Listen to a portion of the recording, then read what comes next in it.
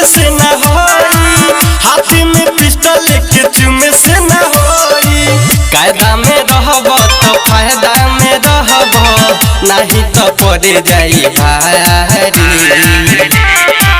तो कैसे गोली चले देख कलाकारी, मुसलमान से सीख रंगदारी, मुसलमान से सीख रंगदारी, मुसलमान से सीख रंगदारी।